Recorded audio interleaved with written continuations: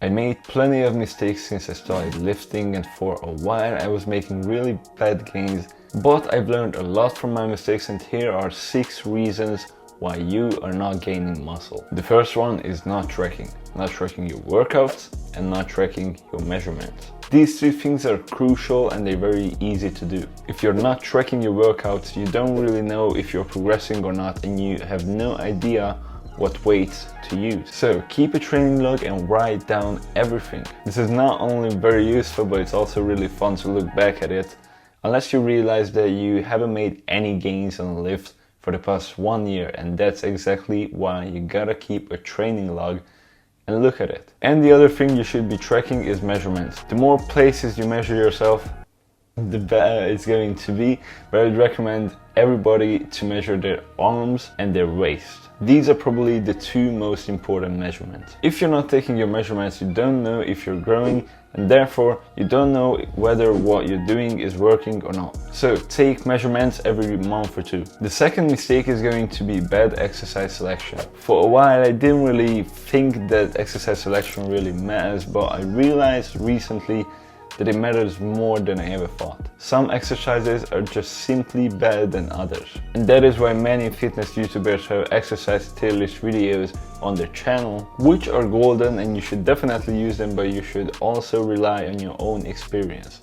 Which exercises work for you? The third mistake that I see a lot of people make is program hopping, and now I'm not only talking about hopping programs, but also about changing exercises too often. You can have the same program but change every exercise every 4 weeks, and congratulations, that's pretty much a disaster. So pick a few good exercises, do them consistently for a long time and progress on them over time. When eventually it gets stale or you get aches and pains and you have to change something, you change it to something else that works really well, and when it happens to that as well, you can change it back to where you were at first. The fourth reason is not being in a caloric surplus. When it comes to gaining muscle, lean bulking is pretty much the best that you can do. Main gaining can work, but it's not going to be good if you barely have any fat on your body. And if your goal weight is higher than where you're at currently, why are you main gaining? Why are you trying to maintain the same body weight? You have to go up in weight if you want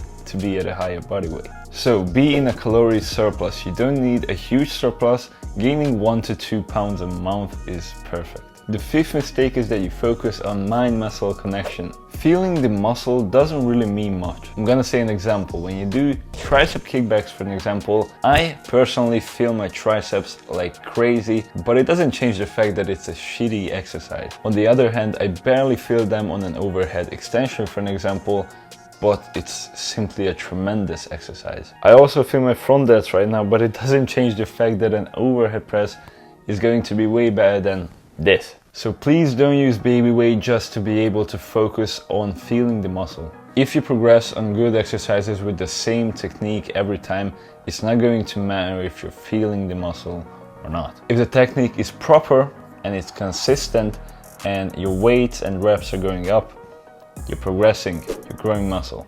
And the sixth reason is not sleeping enough. You build muscle in your sleep, and not sleeping enough not only worsens your recovery, but it also makes your next gym session shittier. If you haven't slept enough, your performance is obviously not going to be as good in the gym, and so you're sabotaging yourself in multiple areas. So sleep as much as you need. Everybody needs a different amount.